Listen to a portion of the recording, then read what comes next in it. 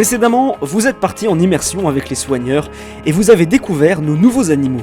Aujourd'hui, dans ce 5e numéro de l'envers du décor du parc zoologique de Fort-Mardic, plongez au cœur de la ferme pédagogique.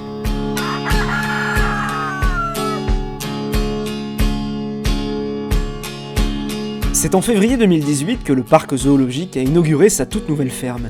Ce lieu paisible regroupe 55 animaux de 16 espèces différentes.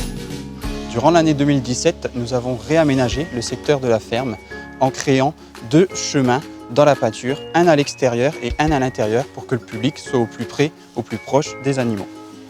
Au sein de cette ferme, nous y présentons plusieurs espèces que l'on qualifie de domestiques, notamment une diversité de poules locales, notamment les poulettères, de Bourbourg, les coucous des Flandres, mais aussi les poules de Herny.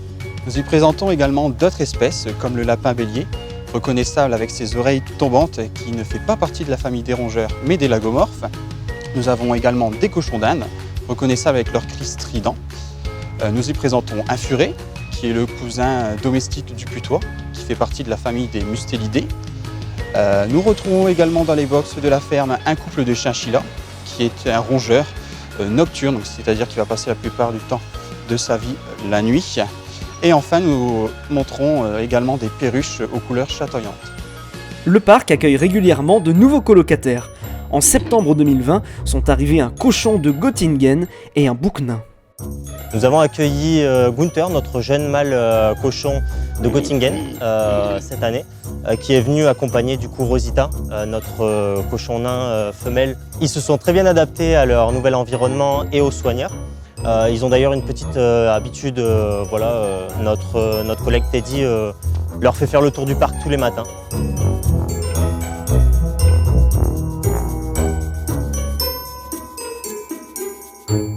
Nous avons également accueilli un bouc nain qui s'est vite familiarisé avec les chèvres qui étaient déjà présentes. Chaque année, la ferme pédagogique voit naître de nouveaux pensionnaires, chez les chèvres naines par exemple, mais aussi chez les ânes miniatures. En ce qui concerne les naissances, nous avons eu du coup un anon cette année. Hermione, notre jeune femelle amiba pour la 2e année consécutive, un jeune âne. À chaque naissance, le parc zoologique fait participer le public sur les réseaux sociaux en lui proposant de voter pour choisir un prénom. En cette fin d'année, le résultat du vote est tombé pour le nouvel anon qui s'appelle désormais Cacao.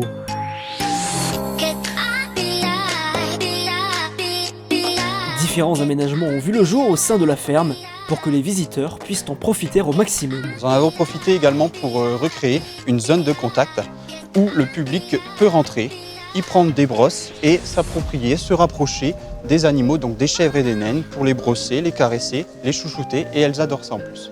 Le parc accueille régulièrement des groupes scolaires qui affectionnent particulièrement notre ferme pédagogique, parce que les classes peuvent rentrer donc dans cette zone de contact, s'approcher et mieux appréhender le monde animal et toucher les animaux.